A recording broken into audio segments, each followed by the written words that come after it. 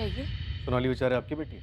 हाँ, पर क्या बात है? बुलाइए उसे। अभी कॉलेज में हूँ, लेक्चर्स है मेरे। 3 साढ़े 3 बजे खत्म होगा, उसके बाद जहाँ कहेंगे वहाँ आ सकती हूँ। ठीक है, 3:45 तक पहुंच जाना।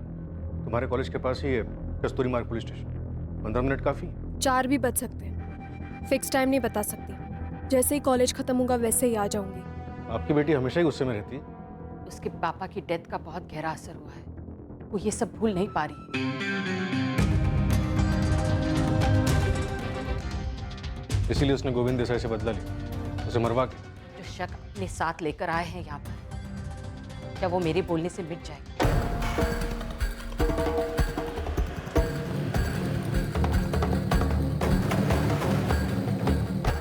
स्टेला थॉमस या स्टेला गौरी थॉमस, जो भी नाम है तुम्हारा, तुमसे मैं सिर्फ एक सवाल करूं, और अगर इस सवाल का जवाब मुझे अच्छा नहीं लगा ना, तो अगला सवाल तुमसे नहीं, तुम्हारी बेटी जेनी से होगा। बच्ची है जेनी, अभी क्या बताएगी आपको? और अगर आपको मुझसे जवाब नहीं मिला ना, तो वो भी कुछ नहीं बता पाएगी। सब तो बता चुकी हूँ। और क्या पूछना है आपने? कुछ नहीं है मेरे पास और भी बताने के लिए। प्रकाश और संजय स्टेला, प्रकाश और संजय का है स्टेला।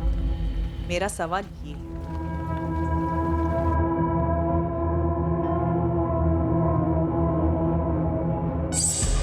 वहीनी ने इसलिए बुलाया था क्योंकि मैं गोविंद भाऊ का काम जानता हूँ।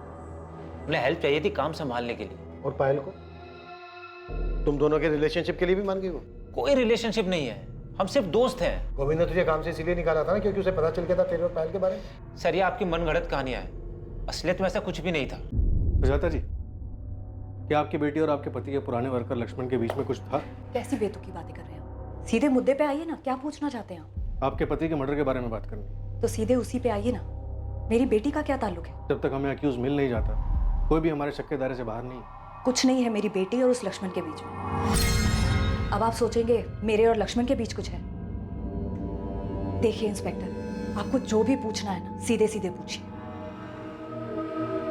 मैंने ना सिर्फ अपना पति खोया है, बल्कि अब इस बात का भी एहसास हो रहा है कि मैं एक ऐसे पति के साथ रह रही थी जिसकी हमारे अलावा भी एक अलग जिंदगी थी, जिसके बारे में मुझे पता भी नहीं।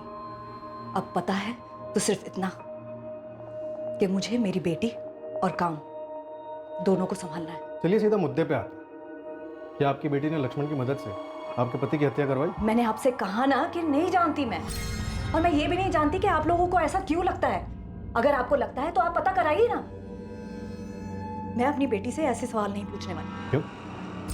डर है आपको? इसका जवाब आप पहले से जानते होंगे। नहीं जानती मैं, और ना ही मैंने उससे ये पूछा, क्योंकि मुझे नहीं लगता कि वो ऐसा कुछ कर सकती है।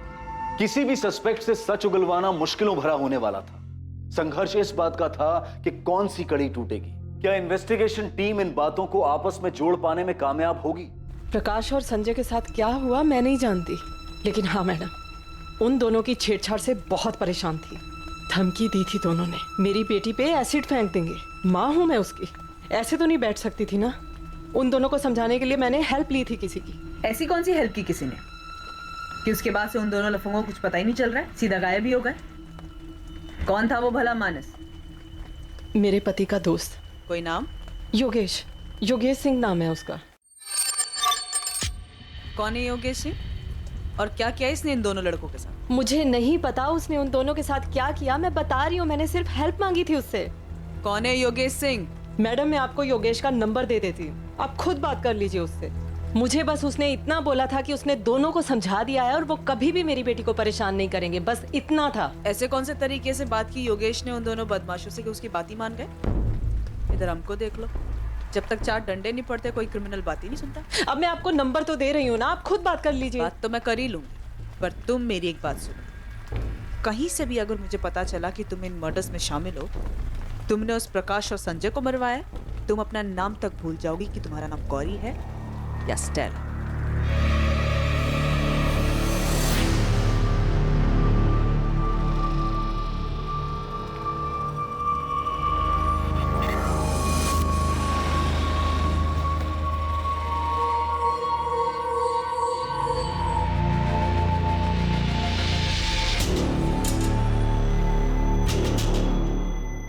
सोनाली बेचारे को तू जानता था, ये बात तूने हमसे पहले क्यों नहीं बताई? सर, याद नहीं था। ऐसे बहुत सारे लोगों को जानता हूं मैं।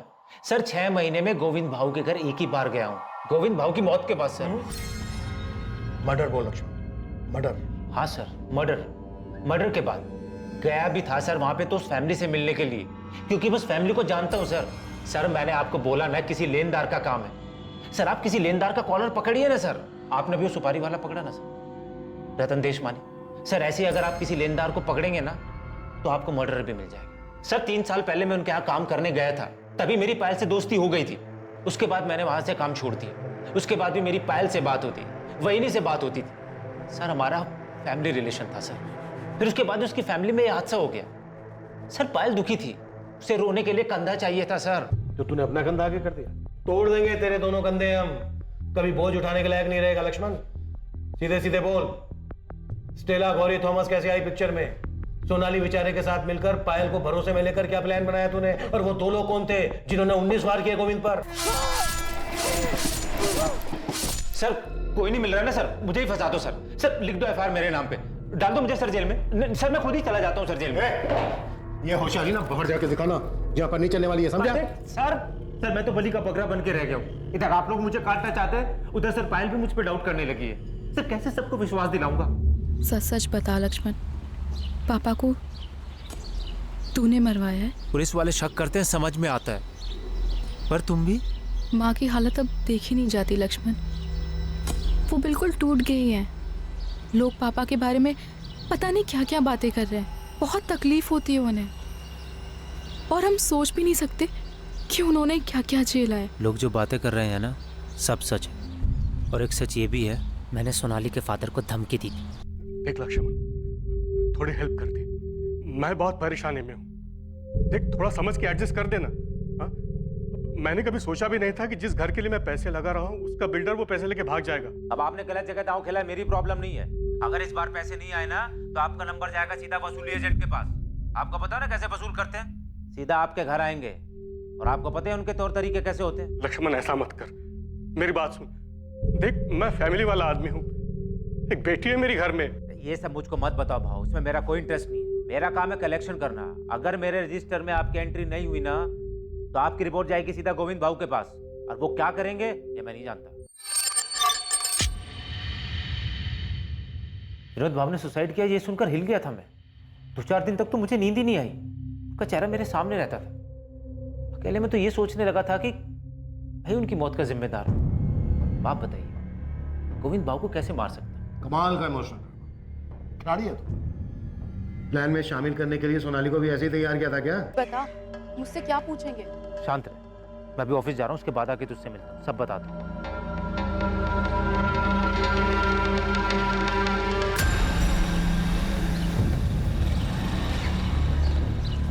गणेश योगेश सिंह नाम है बंदे का। स्टेला ने इसी की मदद ली थी प्रकाश और संजय को समझाने के लिए। तो जानता किसी योगेश को? योगेश सिंह? ये वो मांड वाली उस्ताद योगेश सिंह है क्या मैडम? अबे तो पूछ रहा बता रहा है। मुझे पता होता तुझे यहाँ गप्पे मारने के लिए बुलाती मैं। पता कर कौन है योगेश सिंह। मैडम एक योगेश सिंह को तो मैं जानता हूँ, मांड वाली उस्ताद है। अपने ठाकुर बावड़ी थाने में कई केसेस हैं इसके नाम पे। अपनी शर्तों पे हर तरीके के मैटर सुलटाता ही है। इसके नाम पर 2-3 हाफ मर्डर भी है मैडम। गणेश ये बंदा मुझे आज के आज मेरे टेबल के सामने चाहिए। और ये नंबर ले, स्टेला ने दिया है। फिलहाल ये नंबर बंद आ रहा है, लेकिन गणेश तो इसे हाजिर कर। मैं पूरा यकीन है कि गोविंद देसाई के मर्डर में इसी का हाथ है।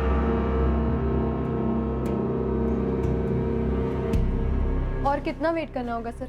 4 बजे बोला था टाइम पर आ गए, 4:45 हो रहा। टाइम वेस्ट करने के लिए आपके पास होगा, लेकिन मेरे पास इतना टाइम नहीं है। अंदर आ जाओ, केबिन में बात। आ जाओ, बैठो सोनाली। ऑलरेडी 45 मिनट से बैठी ही थी। जो पूछना है जल्दी पूछिए। काफी गुस्से में रहती हो तुम्हारे प्रोफेसर निरंजन वैद्य ने हमें बताया कि कोई फ्रस्ट्रेशन है तुम्हारे, सही कहा? आप इसे सिर्फ फ्रस्ट्रेशन नहीं बोल सकते। मैं सिर्फ इतना कह सकता हूँ कि वो बहुत ही सेंसिटिव लड़की है। क्या उसने कभी किसी मर्डर की बात की? आर्ग्यूमेंट्स की थी गोविंद देसाई के मर्डर के केस के बारे में। वो अखबार के कुछ क्लिपिंग्स भी लेकर आई। देखो सोनाली, हम समझ सकते हैं तुम्हारे फादर के साथ जो हुआ वो अनफॉर्चुनेट था। मर्डर था सर, वो कोई दुर्भाग्य नहीं था, पहले से तय की गई हत्या थी।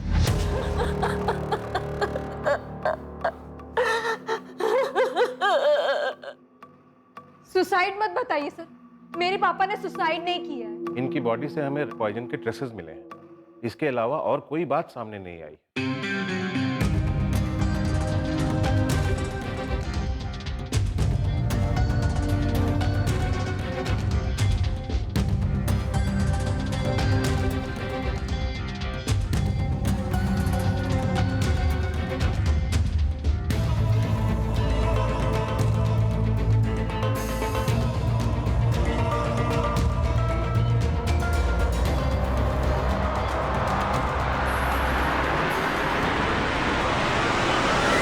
देशमुख सर मर्डर है ये, मजबूर किया जा रहा था उन्हें।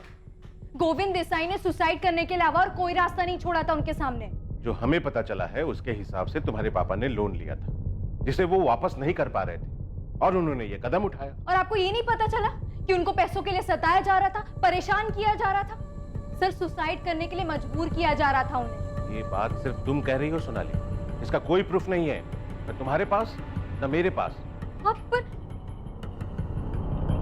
सर प्लीज, सर एक बार मेरी बात तो सुनिए, आप क्यों नहीं सोनाली, मैंने तुम्हारे स्टेटमेंट के बेस पर गोविंद देसाई से पूछताछ की, पर उसने तुम्हारे पापा पर किसी भी तरह का कोई भी प्रेशर देने से साफ इनकार किया। कोई खुद थोड़ी ना बोलता है सर कि उसने मर्डर किया है, तो वो गोविंद देसाई बोलेगा क्या कि उसने मेरे पापा को धमकी दी थी? या आपको उसके मुंह से निकलवाना होगा सर? किस बेस पे करूं ये मैं? क्या तुम्हारे पापा ने कोई सुसाइड नोट छोड़ा है? उन्होंने लिखा है कि ये बंदा मुझे धमका रहा था?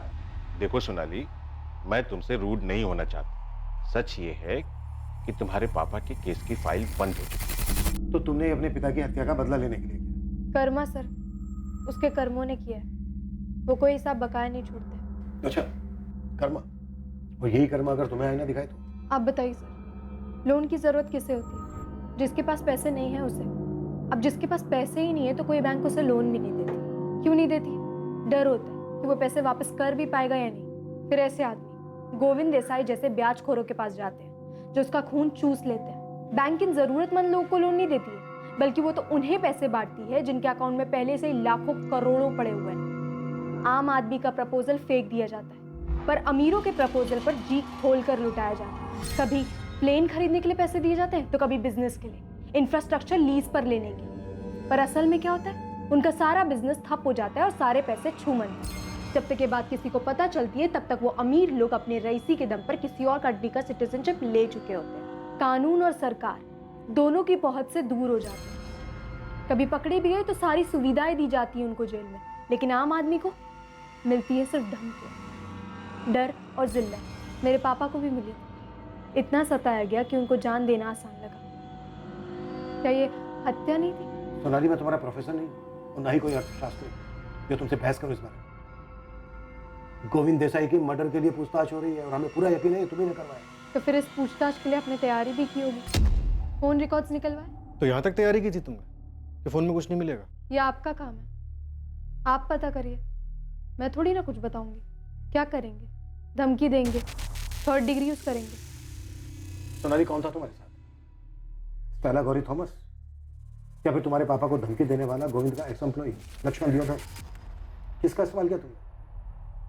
और गोविंद पर 19 बार चाकू घोंपने वाले वो दो लोग कौन थे?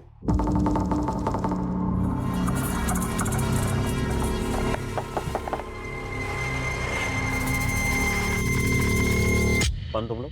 स्टेला गौरी थॉमस या लक्ष्मण दियोदर, इन दोनों में से किसने आपको मेरा नाम बताया? उसी से पूछ लीजिए कि कैसे इस्तेमाल हो गए थे वो, और गोविंद देसाई को मारने में क्या रोल था मेरा। ये बेहतर तरीका होगा ना मुझे फंसाने का, नहीं? तुम्हें क्या लगता है तुमने अपने किए पे पर्दा डाल दिया? नहीं सर, अभी भी लूपहोल है, वो आप पता कर लीजिए उसे। तो अब मैं जाऊं या और कुछ पूछना है आपको? कुछ नहीं, जा सकती हो। वैसे सोनाली,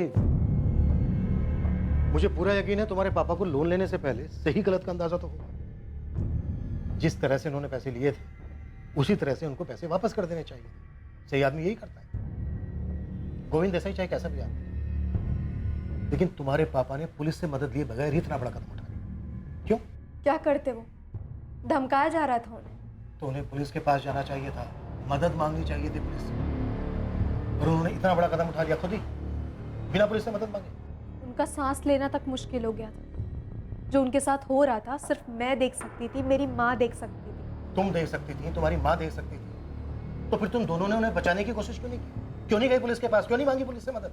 सही कदम उठाने के बजाय तुम गोविंद देसाई के पास गए और अपनी ये बकवास में उन लोगों के लिए बचा के रखना जो लोन लेकर भाग जाते हैं। यहाँ आज भी 99% लोग मुसीबत में भी दिया हुआ कर्जा वापस करते हैं। अगर तुमने गोविंद को मारा है वो तो हम पता कर ही लेंगे, लेकिन उसके बाद तुम्हारी खैर नहीं। देखो सोनाली, अभी भी वक्त है, बोल दो सच। तुमने अपने पापा का बदला लिया है ना, तुम्ही ने करवाया ना ये? अभी तो आपने बोला कि पता कर लेंगे, तो कर लीजिए ना पता।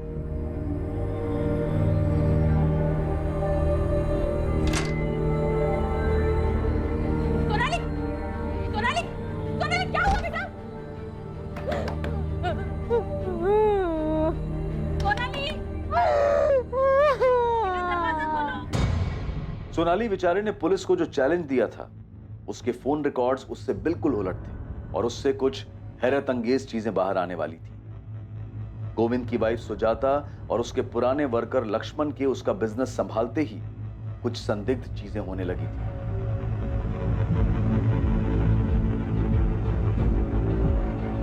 जेनी को छेड़ने वाले आवारा लड़कों प्रकाश और संजय के साथ क्या हुआ था इसका भी पता चलने वाला था।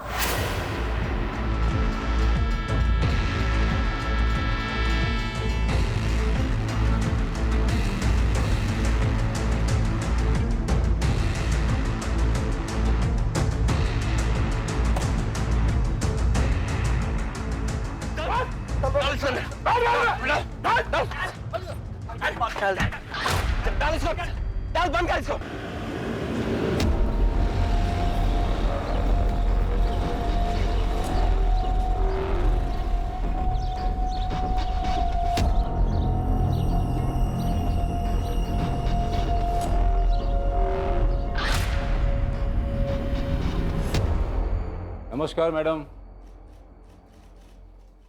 नमस्कार। सुना कि आपकी खबरी मेरे बारे में पूछताछ कर रहे हैं, तो मैंने सोचा कि आप इतना तकलीफ क्यों ले, मेरे को फ़ोन मार देते, मैं हाजिर हो जाता आपके सामने। है कौन तू? योगेश सिंह। लोग प्यार से मेरे को मांडवाली उस्ताद भी बोलते हैं। स्टेला बता रही थी कि मेरे बारे में कुछ पूछ रहे थे आप तो। अच्छा, तो तू है जो स्टेला गौरी थॉमस के इशारों पे नाचता है? अरे मैडम, वो मेरे दोस्त की वाइफ है, उसका पति जॉन मेरा खास दोस्त था। संजय और प्रकाश को मार के कहाँ फेंका तूने? और गोविंद देसाई को किसके कहने पे मारा? स्टेला के कहने पे? तुझे क्या लगा तू पकड़ा नहीं जाएगा? प्रकाश और संजय मच्छर है मैडम, छोटे मोटे टपूरी। स्टेला ने अपने को बोला कि वो लोग जेनी को छेड़ते हैं, मुझसे मदद मांगा, तो मैंने उन दोनों को समझा दी। गलती हो गई, गलती हो गई। नहीं रे, बॉडी मिलनी चाहिए, नहीं तो कोई डरेगा नहीं। बिल्डिंग से नीचे धक्का दे देने का डर के सुसाइड किया ऐसा लगना चाहिए। भाऊ नहीं, आज के बाद कभी जेनी को नहीं छेड़ेगा। उस गली में कभी नहीं जाऊंगा। भाऊ उसके पैर पकड़ के माफी मांग लेंगे, उसको बहन बना लेंगे। भाऊ बस माफ कर दो एक बार, भाऊ प्लीज। भाऊ मर्डर वर्डर नहीं किया मैडम, खाली एरिया छोड़ के जाने को बोला बस।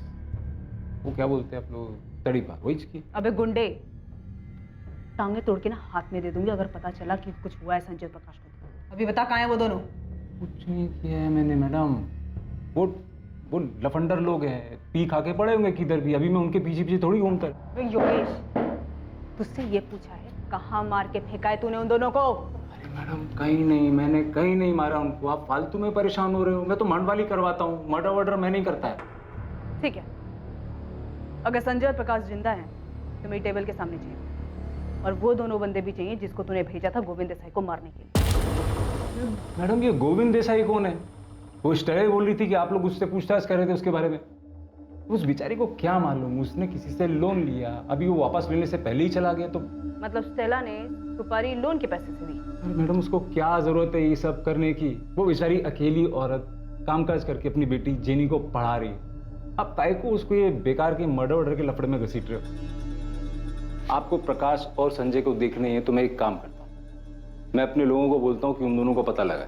एक हफ्ते का टाइम दो मेरे को, ये दोनों लुखे और गोविंद देसाई का मर्डर करने वाला आपके सामने होंगे। चल ठीक है, दिया तुझे मैंने एक हफ्ता, लेकिन इस पूरे एक हफ्ते सुबह 10 बजे तेरी हाजिरी चाहिए मुझे इस थाने में।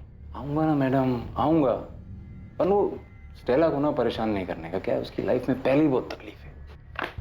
क्या बोला वो कि स्टेला को परेशान मत करो? अब ये 2 कौड़ी का गुंडे हमें बताएंगे कि हमें क्या करना है और क्या नहीं करना है। सर, गलती करने का एक मौका दिया है उसको। मुझे पूरा डाउट है कि संजय और प्रकाश को उसने मरवा दिया। इसके पीछे मैंने अपने आदमी लगवाए हैं। सर अगर इसने हड़बड़ाहट में एक भी गलती की तो संजय प्रकाश को गायब करवाने और गोविंद देसाई के मर्डर में इसका कनेक्शन सामने आ जाएगा। स्टेला पर भी नजर है हमारी, वो एक अहम कड़ी है इस केस में। कहीं ऐसा तो नहीं है कि प्रकाश और संजय गोविंद के रिकवरी एजेंट? ऐसा तो कुछ सामने नहीं आया सर। गोविंद देसाई के कॉल रिकॉर्ड में भी ऐसा नहीं मिला है और लक्ष्मण भी मना कर रहा है। सर लक्ष्मण और पायल तो लगातार कांटेक्ट में, लेकिन ना इन दोनों का सोनाली के साथ कोई कनेक्शन मिल रहा है और ना इन तीनों का स्टेला गौरी थॉमस के साथ कोई कनेक्शन सामने आ रहा है। सुजाता का कोई कनेक्शन स्टेला गौरी थॉमस के साथ? नहीं सर, लेकिन सोनाली के कॉल रिकॉर्ड्स में एक बात बड़ी अजीब है जो सामने आई। जिस दिन गोविंद का मर्डर हुआ यानी 17 जुलाई को, उस दिन सोनाली के फोन पर ना कोई कॉल आया और ना ही गया।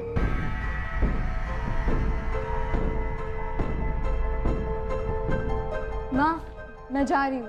ठीक है बेटा। जब फोन ऑफ हुआ तो लास्ट लोकेशन उसका घर का एरिया दिखा रहा था और जब ऑन हुआ तो भी एरिया उसका घर का ही था। और रिकॉर्ड से कोई नंबर मिला? नहीं सर, या तो उसकी बात उसकी माँ से होती है या फिर उसके कॉलेज के प्रोफेसर निरंजन से। काफी शातिर लड़की है सर। आप ही बता रहे थे कि कॉल रिकॉर्ड निकलवाने के बारे में खुद ही बोल रही थी, तो मुझे ऐसा लगता है इसने फोन यूज ही नहीं किया होगा। नैना, सोनाली तुम्हारी जिम्मेदारी है, कैसे भी करके लिंक पता करो। देखो दूसरी तरफ लाइन कहाँ जुड़ी है उसकी और किसकी हेल्प ले रही है। जी सर। अंदर आ जाओ सर। हाँ आजा पीटर साहब, ये गोविंद के जाने के बाद उसके धंधे में कोई तो बहुत बड़ा डिस्काउंट स्कीम चल रहा लगता है। क्या चल रहा है बता? उसकी बीवी सुजाता लोगों की लोन माफ कर रही है। उसका पैसा है, करने दे, हो सकता है अपने पति का प्रयाश्चित कर रही हो। प्रयाश्चित आदमी 5-10 हज़ार रुपये का करता है, ये तो लाखों का लोन माफ कर रही है साहब।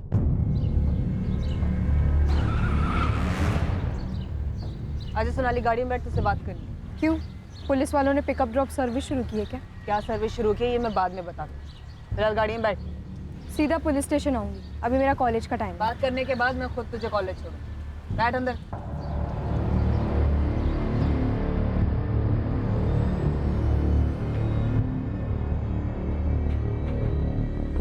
सुना है आप लोगों का कर्जा माफ कर रही हैं?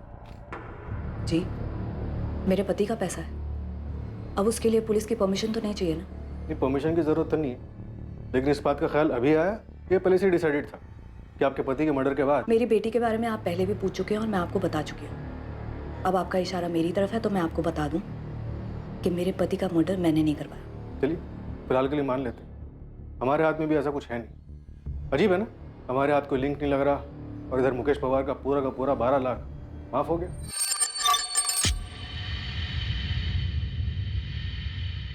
जी माफ कर दिया, और कई लोग हैं जिनका माफ करूंगी। ये मेरा फैसला है और इसका मेरे पति के मर्डर से कोई लेना देना नहीं। ऐसे क्या देख रहे हैं साहब, वही ने जो भी किया उनका पैसा है। जी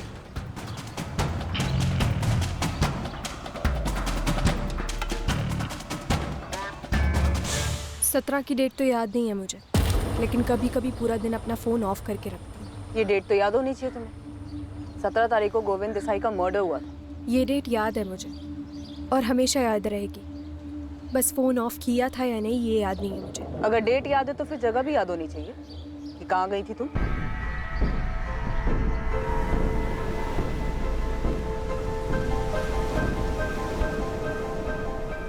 इतना याद नहीं है मुझे, लेकिन शायद मनोर के आसपास कहीं गई थी।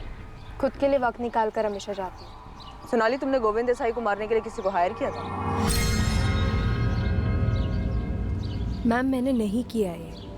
आप चाहो तो अपने और लोगों को मेरे पीछे लगवाकर मेरे बारे में पता लगा सकते हो कि मैं कहाँ जाती हूँ, क्या करती हूँ, किससे बातें करती हूँ, क्या बातें करती हूँ। लेकिन आपको मेरे मुंह से सुनने के लिए ऐसा कुछ नहीं मिलेगा जिससे ये साबित हो कि मैंने किया है।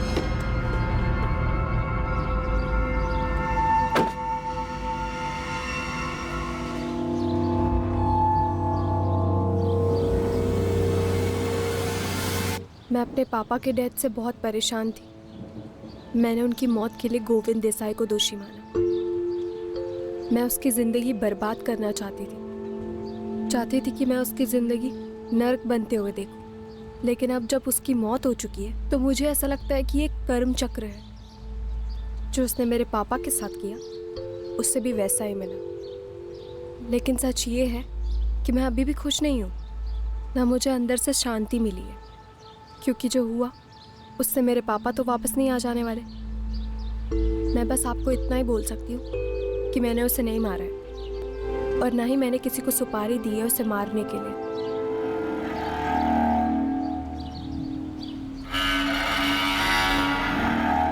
जैसा कि योगेश सिंह ने कहा था, एक हफ्ते बाद जेनी को परेशान करने वाले दोनों लड़के संजय और प्रकाश सामने आए और पुलिस को बताया कि वो जिंदा हैं। थे कहाँ तुम दोनों? मैडम, हम दोनों चुपचाप यहाँ से चले गए थे प्रकाश के मामा के यहाँ बदलापुर में, और अब तक वहीं थे मैडम हम। मैम, वो जेनी को नहीं छेड़ना चाहिए था, गलती हो गई थी, लेकिन उसके बाद जो हुआ तो हम डर गए थे मैम, तो यहाँ से भाग गए। गोविंद देसाई की हत्या में पुलिस को पहला ब्रेक थ्रू यहां संजय और प्रकाश की अचानक वापसी से मिला। यह पुलिस की अचानक से की गई गणित का नतीजा था कि उन्हें एक कहानी दिखाई दी, जिससे ना सिर्फ गोविंद की हत्या का मोटिव सामने आया, बल्कि इसके पीछे की साजिश, हत्यारे और साजिशकर्ता का भी पता चला। सर, संजय और प्रकाश हमारे पास है। मुझे ऐसा लगता है कि वो दोनों इस साजिश में शामिल हैं। हमें अब तक ना इस केस का मास्टरमाइंड मिल रहा है, ना ही वो दो लोग मिल रहे हैं जिन्होंने गोविंद देसाई को मारा है। तो शायद इसलिए क्योंकि इससे पहले संजय और प्रकाश हमारे सामने नहीं थे, हमारा शक कभी उन दोनों पे नहीं गया। अभी तक हम बस यही सोचते रहे कि स्टेला गौरी थॉमस ने योगेश की मदद से इन दोनों लड़कों को रास्ते से हटाया, पर योगेश ने उन्हें जिंदा छोड़ दिया। ना, तुम्हारे कहने का मतलब ये है कि प्रकाश और संजय ने अपनी जान बचाने के बदले में गोविंद की जान ली? हो सकता है सर। ठीक है, नहीं मारेगा मैं जान से तुम दोनों, लेकिन मेरी एक शर्त है। सर, जेनी ने 6 महीने पहले संजय और प्रकाश के बारे में अपनी माँ स्टेला को बताया, और स्टेला ने ये बात योगेश को बताई। उसके बाद से ये दोनों लफंगे लड़के गायब हो गए। अब जो बात हमें स्टेला ने बताई, उसके हिसाब से इन दोनों लड़कों के गायब होने के 2 महीने बाद वो गोविंद से मिले ट्रेन में, मतलब अभी से लगभग 4 महीने पहले। अब स्टेला का गोविंद के साथ ट्रेन में यूं अचानक मिलना सर इत्तेफाक नहीं लगता है, ये एक प्लान है। ये स्टेला झूठ बोल रही है, ये पक्का इस केस में इन्वॉल्व है। तुम कह रहे हो कि स्टेला ने खुद को चारे की तरह यूज किया और गोविंद उसके पीछे आया? गोविंद जिस तरह का आदमी था, उस हिसाब से तो मैं श्योर हूँ कि गोविंद स्टेला के पास सिर्फ पैसों के लिए नहीं गया होगा। स्टेला ने उसको खुद की भी लालच दी। गोविंद ने अपनी पत्नी से कहा कि वो दमन जा रहा है, लेकिन वो गया नहीं, क्योंकि अचानक से स्टेला का फोन गोविंद को आ गया, और स्टेला बहुत अच्छे से जानती थी कि इस इन्विटेशन को गोविंद कभी मना नहीं कर सकता। नहीं गौरी जी, मैं खुद आ जाऊंगा ना वहाँ। वैसे भी 6:30 बजे विरार साइड पर मुझे काम तो है ही, तो फिर उसके बाद आपके यहाँ आ जाऊंगा और कलेक्ट भी कर लूंगा पैसे। ठीक है गोविंद जी, जैसा आपको ठीक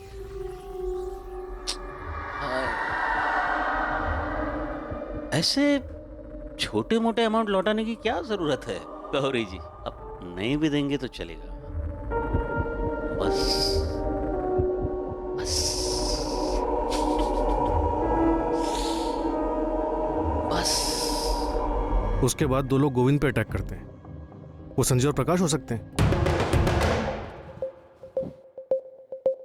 गोविंद बाबू, कौन तुम लोग? अगर ऐसा है तो फिर सच उगलवाते हैं संजय और प्रकाश से, है ना? तुम स्टेला और जेनी को भी ले आओ, चारों को आमने सामने बिठाते हैं और करते हैं पूछताछ। क्या हुआ?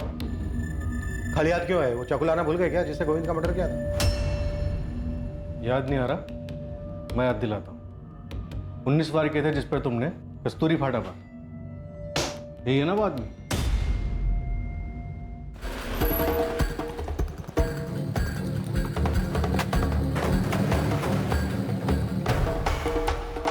जेनी को हमने स्कूल से उठा लिया है, चलो मिलो उसे।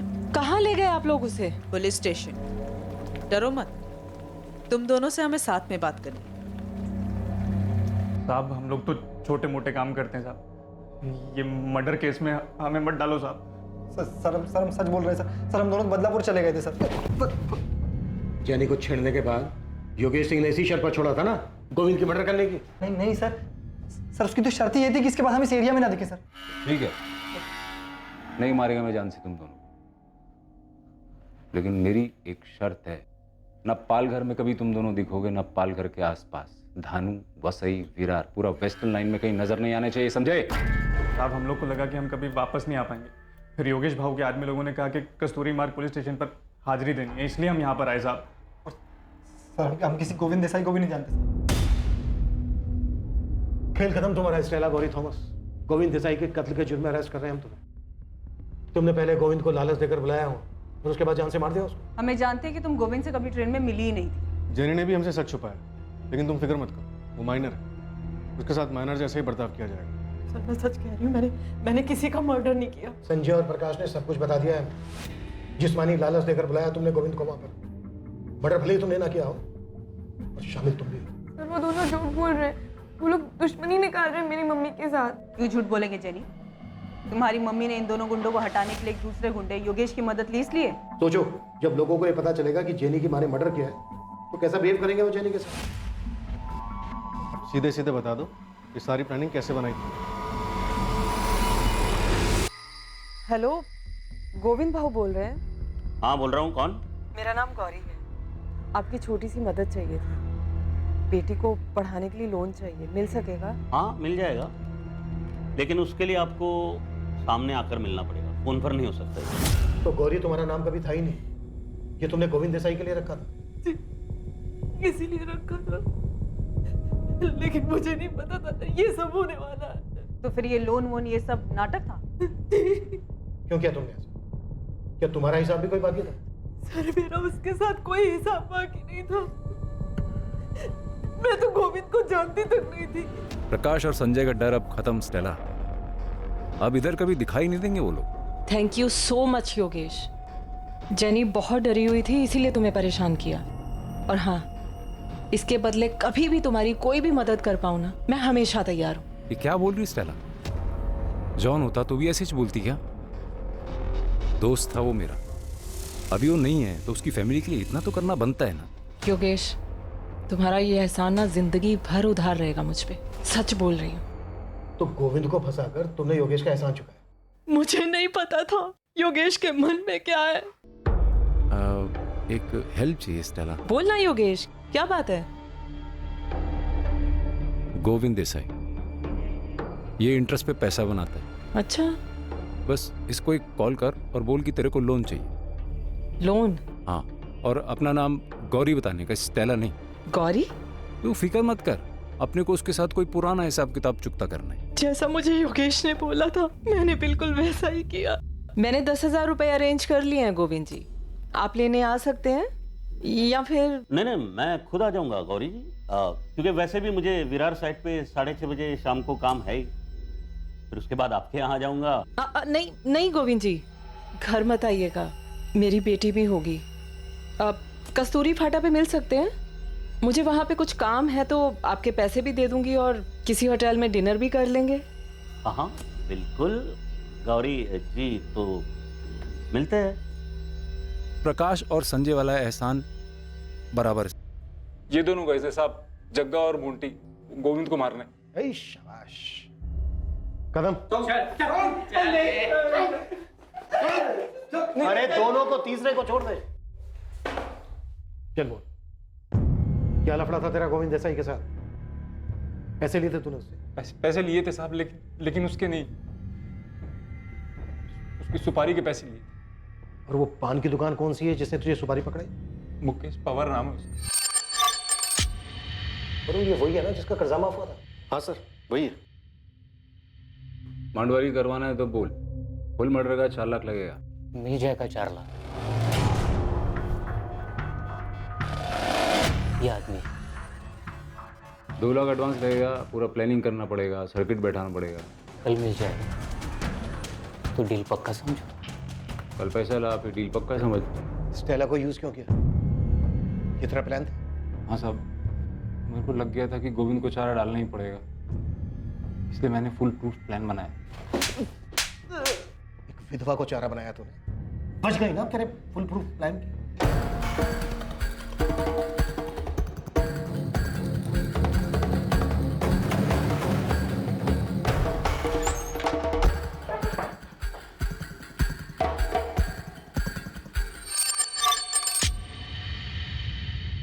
ये वो पान की दुकान, योगेश इसकी बात कर रहा था?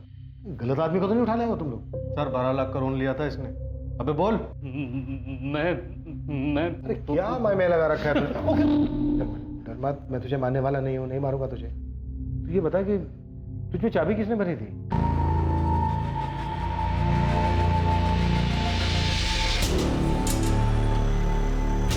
गोविंद को मारने के लिए सुपारी मैंने दी थी मुकेश को। उसके बाद मुझे नहीं मालूम कि कितने लोग थे और किसने उसे मारा। पायल को इसके बारे में कुछ नहीं मालूम था और मैंने ना कुछ बताया। ये सब हम पता लगा लेंगे सुजाता जी, किसको क्या मालूम था, क्या मालूम नहीं था, क्या चार्ज लगाना है। अब सिर्फ ये बताइए कि आपने गोविंद की सुपारी क्यों दी थी? वो बहुत सी औरतों के साथ शारीरिक संबंध बनाता रहता था इसलिए?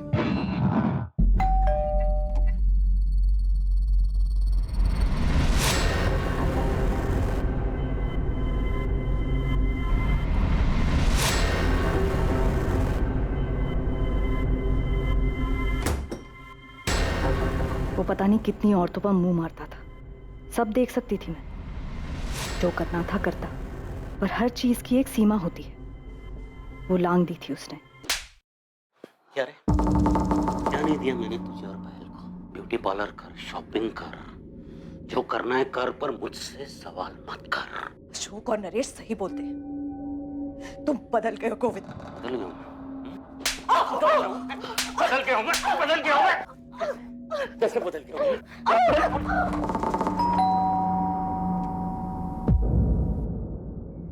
माँ, ये कैसे हुआ? माँ, आपको चोट किससे लगी?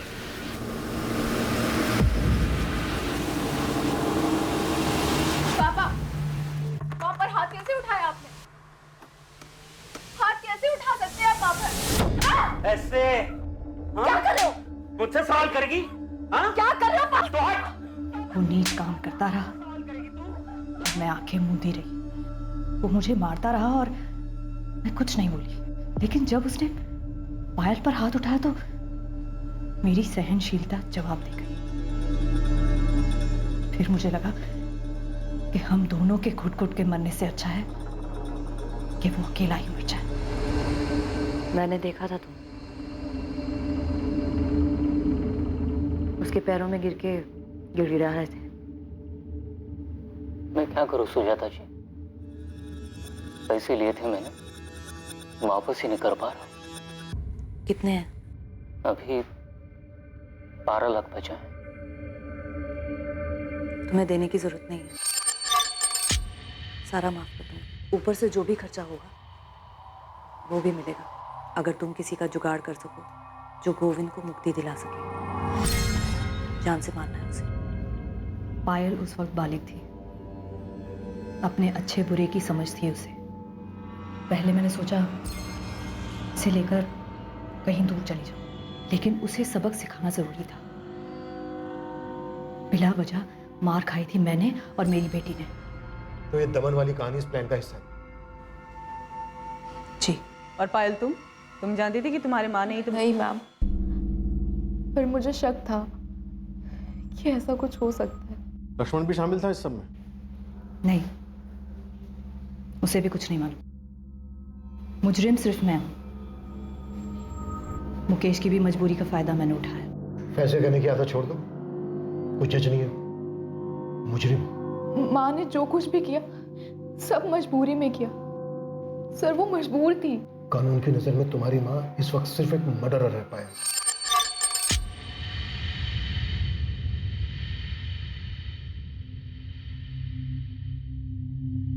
पता नहीं पापा ने ऐसा क्यों किया, हमें कुछ बताया तक नहीं। ये तो वही बता सकते हैं। मैं सिर्फ इतना ही बता सकती हूँ बेटा, शांति पाने का एक ही रास्ता है। इस वक्त जो जैसा है उसी में जियो, और जिससे जो लिया है उसे वापस कर दो। Sir, I am sorry. आप जैसा कहेंगे मैं वैसे ही करूंगी। कोशिश करूंगी कि खुद को बदल सकूं। सोनाली, एक बात हमेशा याद रखना, सिस्टम में तुम्हें लाख कमियां नजर आएगी, जो कि है भी। जो इसका फायदा उठाते हैं वो आदर्श लोग नहीं होते हैं, बुरे लोग होते हैं, और हमें उनके जैसे बनने की जरूरत नहीं है। ख्याल रखना अपना। स्टेला ने गोविंद को फोन तो किया था, पर ना तो वो हत्या में शामिल थी और ना ही उसे ऐसा होने का आभास था। इस वजह से उसके खिलाफ कोई चार्जेस फाइल नहीं किए गए। मुकेश पवार, योगेश सिंह, मोंटी और जग्गा के साथ सुजाता देसाई पर आईपीसी की धारा 302 हत्या के लिए और आईपीसी की धारा 120B आपराधिक साजिश के लिए चार्जेस लगाए गए। भले ही एक साजिश के तहत कितना भी पेचीदा चक्रव्यूह रचा गया हो, लेकिन हर अपराध का अपराधी सामने आता है और हर अपराधी को अपने किए का खामियाजा भुगतना पड़ता है। जब एक साधारण इंसान अपने हालात से मजबूर हो जाता है, किसी दूसरे इंसान के किए से दुखी हो जाता है, तो ये हमेशा याद रखें कि ऐसी स्थिति में अपनी सहनशीलता को खोकर जुर्म का रास्ता न चुनें। सोचें, समझें और सतर्क रहें ताकि गुस्से में उठाया गया कदम आपको किसी ऐसी परिस्थिति में न डाल दे जिसके लिए आपको जीवन भर पछताना पड़े। हम शायद अपनी तसल्ली के लिए कुछ ऐसे उदाहरणों का सहारा लें जिसमें अपराधी अपराध करके बच निकला हो, लेकिन ज्यादातर अपराध सुलझा लिए जाते हैं और अपराधियों को उनके किए की सजा दी जाती है। जो लोग डिफॉल्ट करते हैं और बिना पैसा दिए भाग जाते हैं, उनका ना तो अनुसरण करना चाहिए और ना ही उनसे ईर्ष्या होनी चाहिए। वो सिर्फ भगौड़े हैं और कानून उन्हें एक ना एक दिन पकड़ ही लेगा। देश के ज्यादातर आम और ईमानदार नागरिक संघर्ष करते हैं और अपना कर्ज चुकाते हैं। अब मैं अनूप सोनी आपसे विदा लेता हूं, फिर मुलाकात होगी एक और नए केस के साथ। और याद रखें, आपके और क्राइम के बीच में सिर्फ इतना फर्क है कि आप कितने सतर्क हैं। सतर्क रहें, सुरक्षित रहें। जय हिंद।